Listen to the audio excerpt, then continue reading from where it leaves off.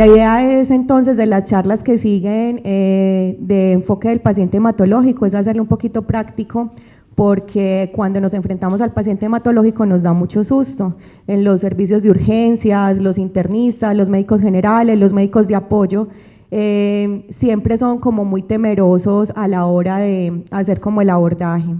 Vamos entonces a hablar hoy del síndrome de lisis tumoral y hacerlo un poquito práctico y que sea un poquito interactivo si surgen dudas o preguntas. Este será un tema que nunca pasará de moda. Y aunque no hay una terapéutica nueva o efectiva, siempre hay que tenerlo en cuenta porque es causa de gran morbimortalidad en nuestros pacientes. Entonces se define el síndrome de lisis tumoral como una alteración metabólica que básicamente lo que hace es un trastorno hidroelectrolítico caracterizado por hiperuricemia, hiperfosfatemia e hipercalemia. Antes se tenía como criterio diagnóstico que había una alteración específica en el calcio, pero ya con el pasar del tiempo y con el cambio de los criterios diagnósticos, el tener una alteración metabólica en el calcio no es un criterio diagnóstico relevante. Los pacientes también cursan con insuficiencia renal y la mortalidad va desde el 14% hasta el 50% cuando no lo detectamos a tiempo, porque como vamos a ver, el principal tratamiento es la prevención. Fue descrito por primera vez en 1929 por estos dos autores, Bernas y Porcar, en pacientes que tenían leucemia crónica, pero no se reconoció sino hasta años después, en 1980. Luego, ¿qué pasó? Empezaron a haber publicaciones de esos autores, Cohen y colaboradores, reportaron 8 pacientes que tenían una patología que se llama linfoma Burkitt y que específicamente estaban en quimioterapia. Entonces, hasta hace poco se decía que los pacientes que tenían síndrome de lisis tumoral eran específicamente los que estaban en un tratamiento hematológico específico. No se conocía que los pacientes podían hacer lisis tumoral espontáneo sin necesidad de tener tratamiento específico. La hiperuricemia hace parte de la alteración metabólica más importante, hasta en el 33%, y el primer caso espontáneo fue descrito en 1977 en un paciente con carcinoma gastrointestinal diseminado. Entonces, hasta acá tenemos que es la alteración metabólica más frecuente, que no necesariamente el paciente tiene que estar en tratamiento oncológico, sino que también puede desarrollar síndrome de lisis tumoral espontáneo sin estar en tratamiento con quimioterapia. En 1993, estos autores describieron 102 pacientes con linfoma Hodgkin y empezaron a hacer como una clasificación tanto clínica como de laboratorio. Dentro de los criterios del laboratorio reportaron alteraciones bioquímicas y metabólicas cuando los pacientes tenían mayor del 25% de los valores basales.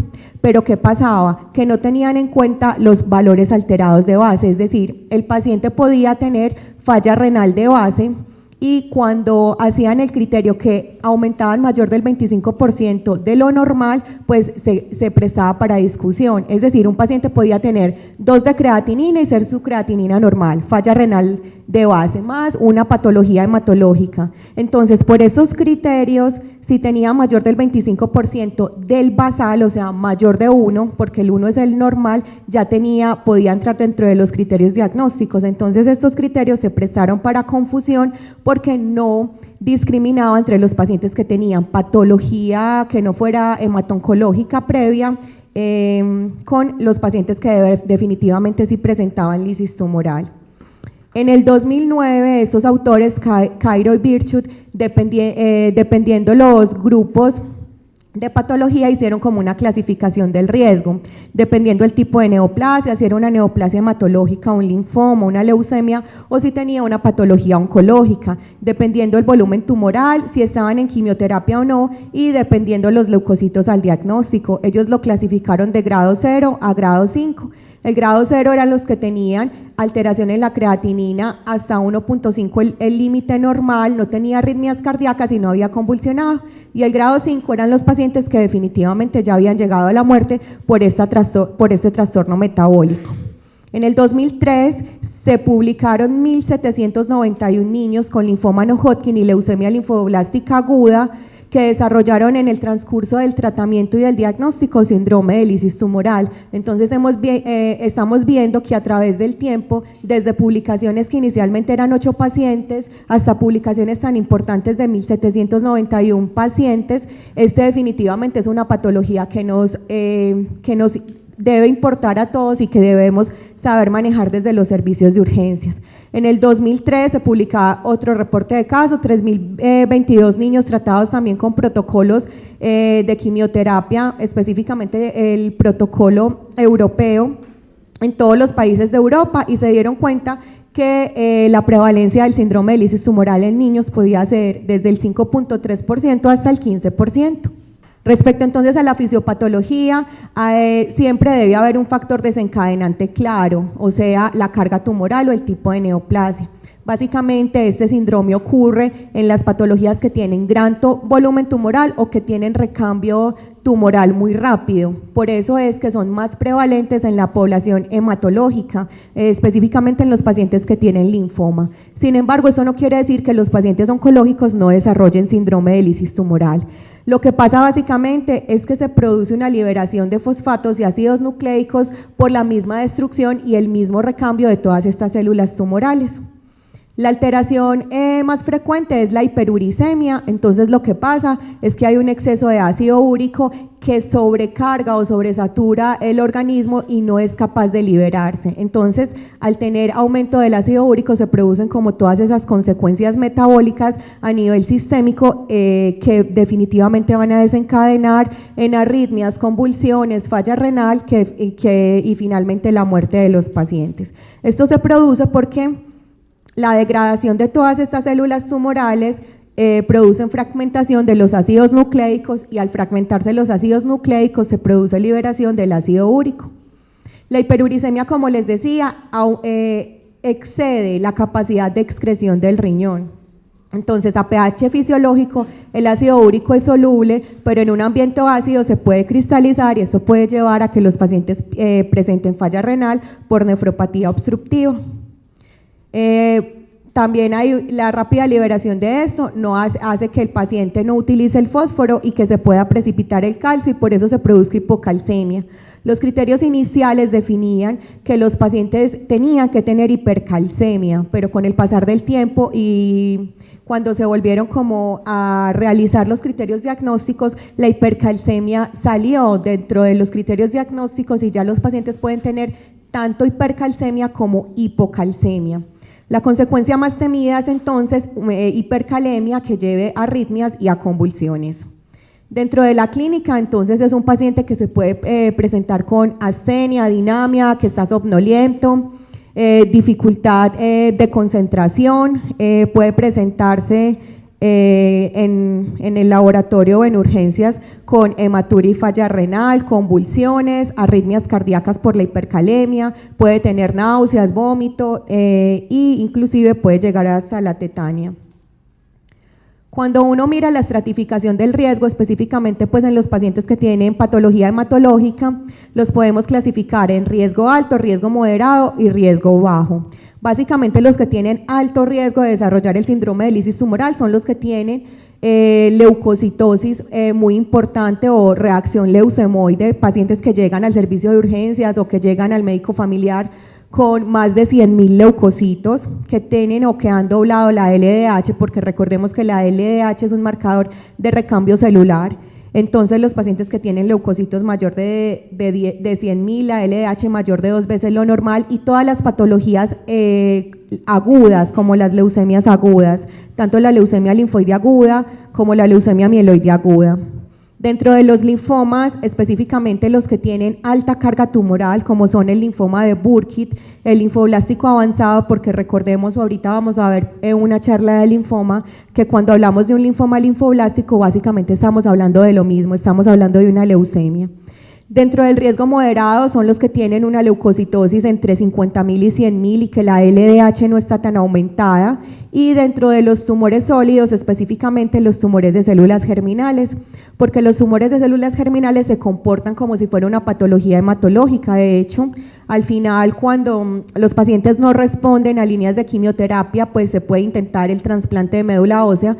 Entonces, por eso es que este tumor, a pesar de ser oncológico, hace parte dentro del espectro de los síndromes de lisis tumoral porque se cree que puede tener un origen primario en la médula ósea. Y dentro de los de riesgo bajo son los que no tienen leucocitosis, no tienen la LDH tan aumentada, no tienen grandes masas tumorales y tienen de pronto un linfoma de bajo grado, como es el linfoma folicular, el linfoma de Hodgkin o otras patologías crónicas como la leucemia linfoide crónica y la leucemia mieloide crónica. Cuando vamos a ver entonces la clasificación, nos enfrentamos a un paciente que llega a urgencias con una sintomatología vaga, astenia, dinamia, está somnoliento, pérdida de la concentración, de pronto dicen que está hablando incoherencias. Básicamente lo primero que hay que hacer es un buen interrogatorio, definir si tiene una enfermedad hemato-oncológica de base, qué tipo de patología tiene.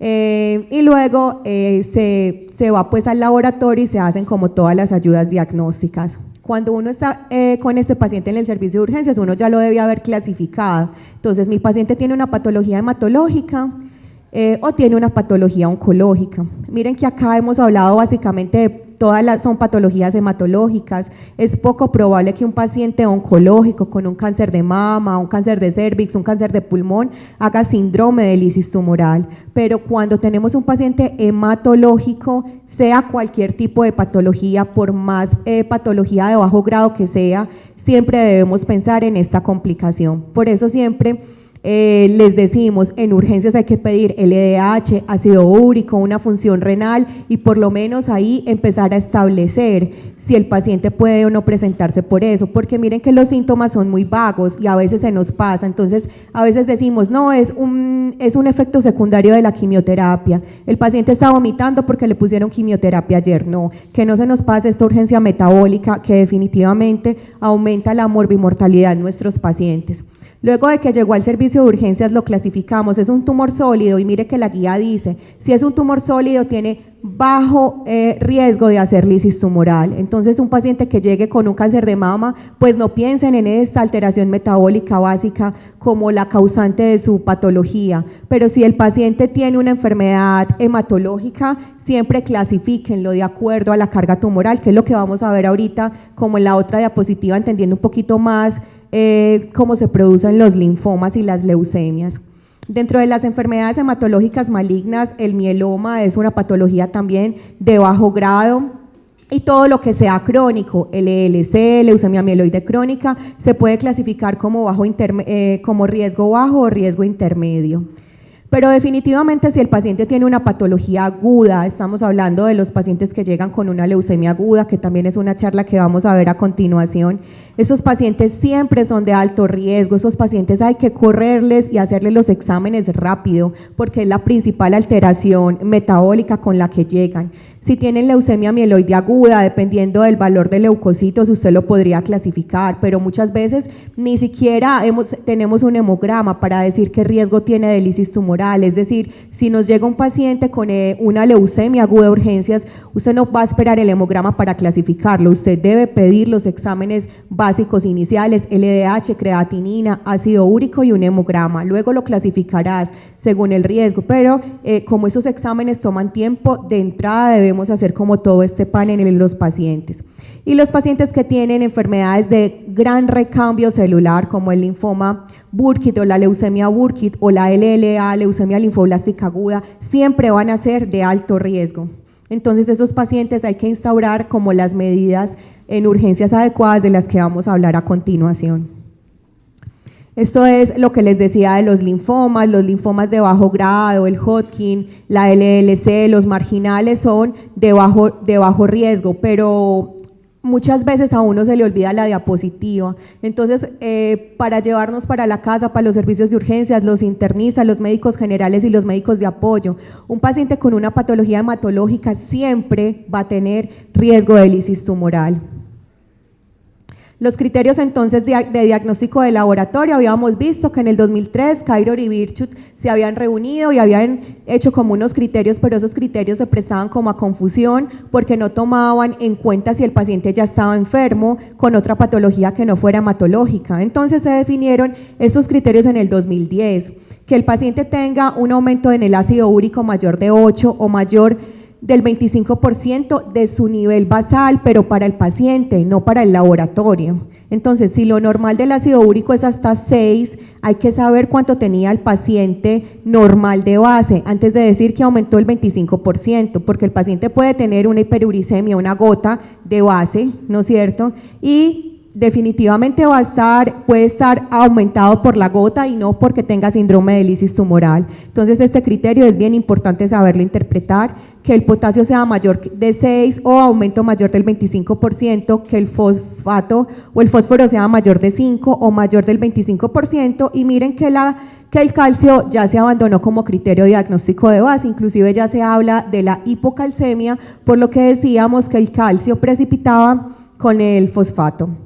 Y dentro de los criterios clínicos es que el paciente tenga falla renal, que tenga un aumento mayor del 1.5 veces, pero para el límite superior del paciente, no para el límite del laboratorio, que el paciente llegue con una arritmia o que definitivamente llegue convulsionando. Entonces, para efectos prácticos, muchas veces a uno se le olvida, como cuando hacíamos los seminarios con los residentes, ¿cuánto es el ácido úrico, el potasio, el fósforo? Eso probablemente se olvida.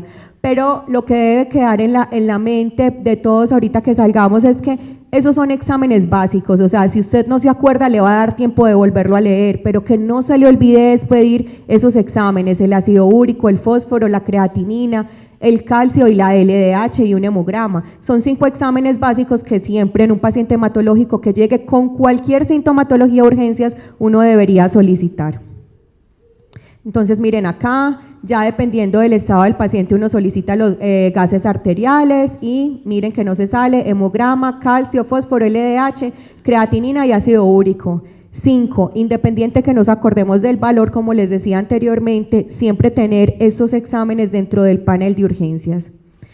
Como decíamos, es una urgencia oncológica, hay que correrle y aunque tristemente en los últimos años no hay una terapéutica eficaz para revertir esta patología, definitivamente lo más importante es la prevención. La prevención desde los médicos internistas, la prevención desde los hematoncólogos, de una hidratación adecuada en estos pacientes cuando reciben quimioterapia o se hacen los diagnósticos.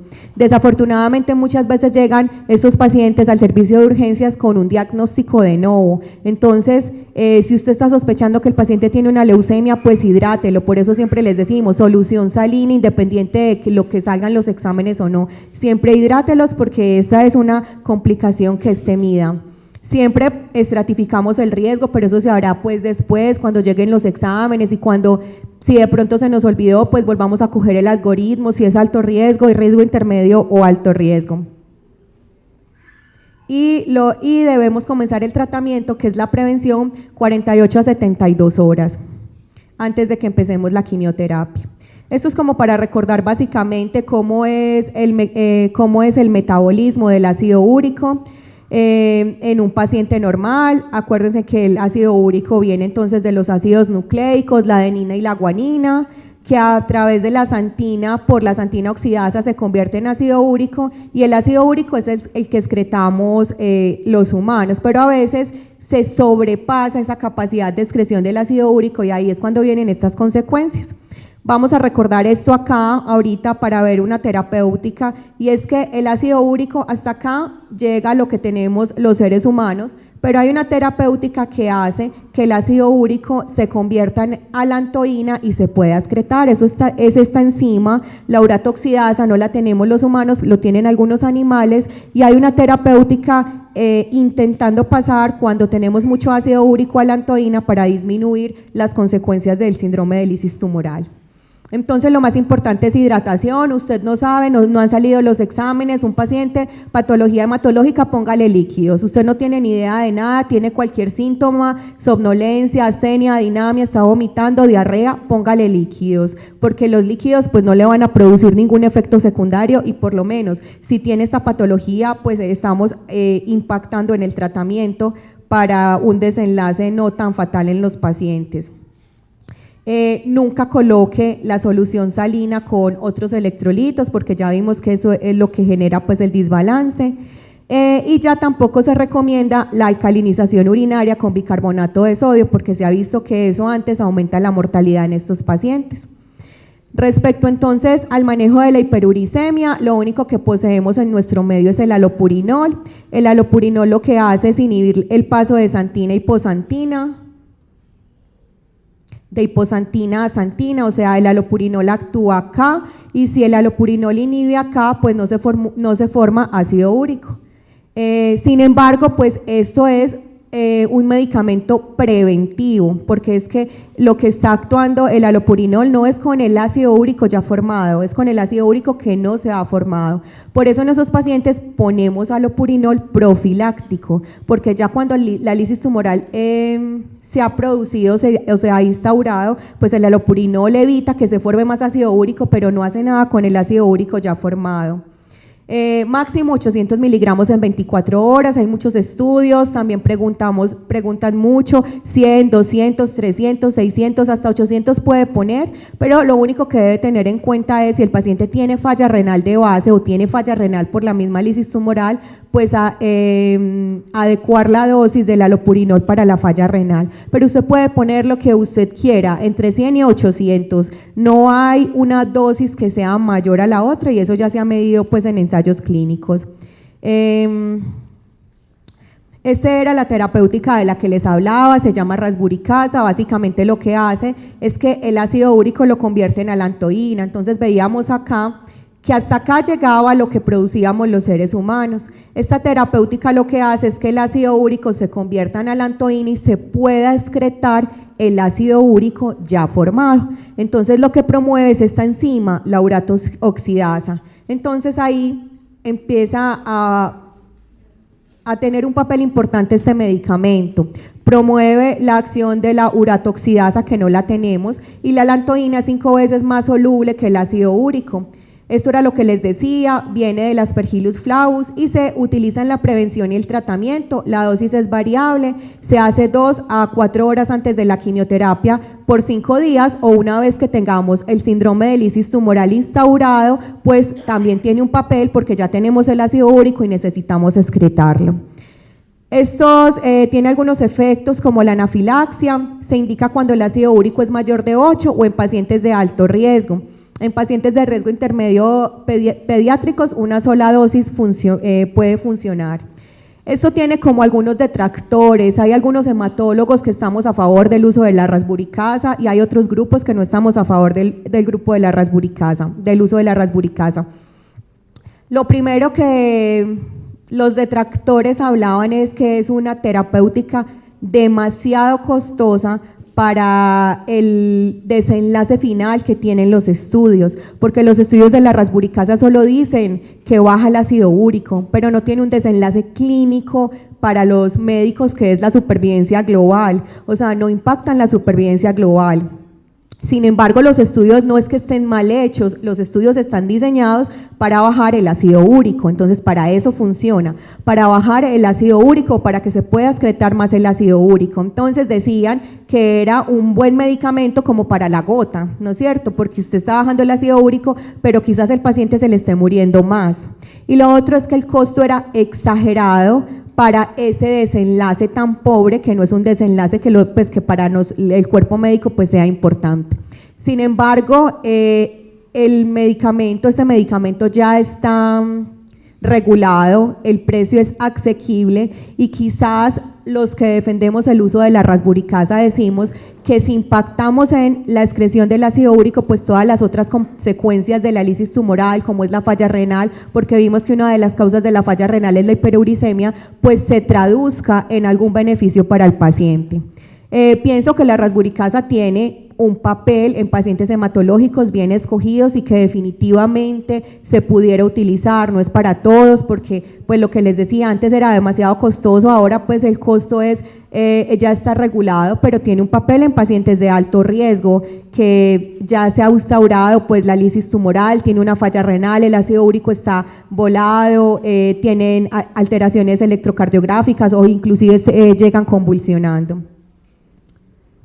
El manejo de la hiperfosfatemia es entonces la restricción dietética, pues disminuir los fosfatos en la dieta, hidratación adecuada y quelar con hidróxido de aluminio, que es una terapéutica que todos tenemos a la mano, hidróxido de aluminio en suspensión cada 6 a cada 8 horas, o también se puede dar carbonato de calcio. Ya si es grave, todas las otras complicaciones metabólicas, si son muy graves y no se pueden resolver, entonces el paciente debe llevarse a diálisis. La hipocalcemia no debe tratarse independiente del valor del calcio, eso también es muy común, que las enfermeras nos llaman, el calcio está en 5, pero el paciente está asintomático, no tiene ningún problema, no se trata, solamente las hipocalcemias en pacientes sintomáticos. Y si está sintomático, tiene parestesias y que pensemos que la alteración del estado de conciencia es por la propia hipocalcemia, hacemos la reposición con gluconato de calcio. De resto, no es de alarmarse, los pacientes llegan con calcio muy bajo porque ya vimos que es por la precipitación de los fosfatos y simplemente se vigila esa hipocalcemia. Acá está entonces lo que hablábamos ahora de cuando los pacientes son bajo riesgo, riesgo intermedio y alto riesgo, y miren que para todos lo más importante es la prevención y la monitorización. La prevención, ¿con qué la hacemos? Allopurinol y líquidos para todos, o sea, es una terapéutica, es fácil, es costo efectiva e impacta en la producción de esta patología pues que definitivamente es mortal para nuestros pacientes. Hidratación para todos, monitorización y allopurinol en pacientes de bajo o alto riesgo, pero acuérdense, si el paciente ya tiene lisis